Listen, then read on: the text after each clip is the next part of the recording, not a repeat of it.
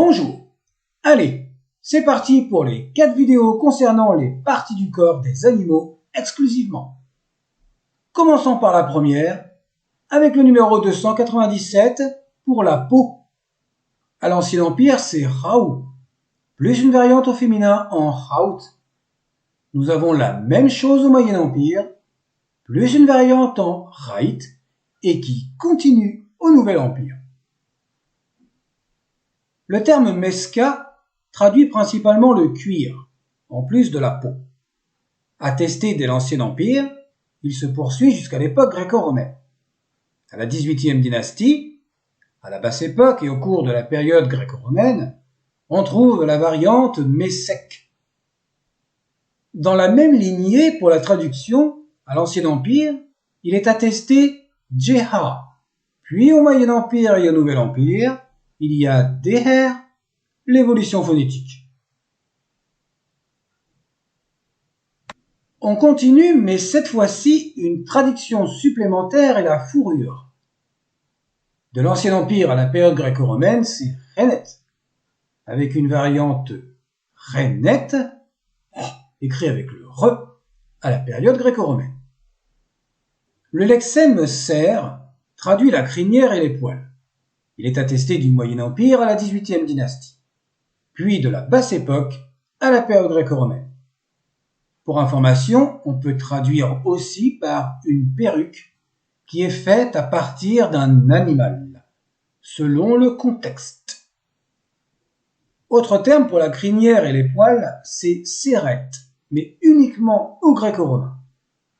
On aurait pu le mettre en variante pour le précédent, mais ce terme sérette ne traduit pas la perruque. C'est donc un mot à part. Le lemme mehout, un terme collectif, désigne les poils du babouin. C'est vraiment précis et il est attesté à la XIXe dynastie. Ensuite, dans la continuité de la peau, il existe le terme saret qui traduit la laine. Attesté à la XIXe dynastie, c'est un pluriel, avec l'article na. Pour le plumage et les ailes, on le verra dans une autre vidéo. Comme la moitié d'un corps humain, voire le numéro 2 de la vidéo 234, il existe une désignation pour la moitié d'un animal à la deuxième période intermédiaire, remen.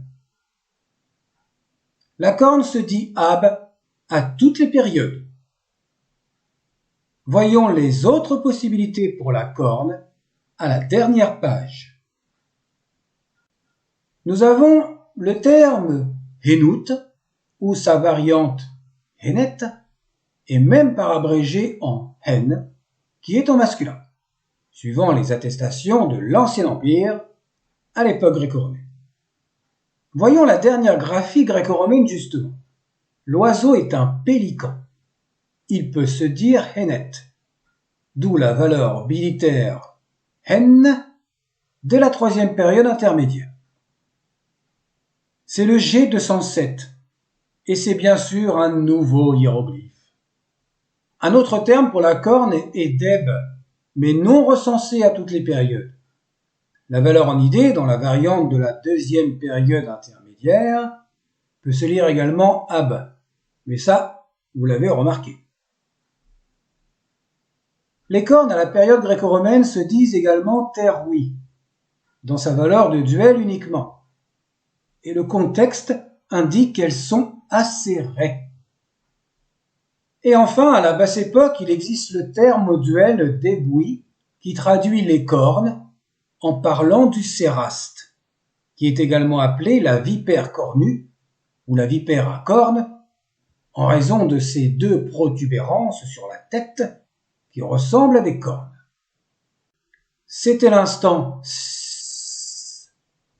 et l'on vous dit à bientôt.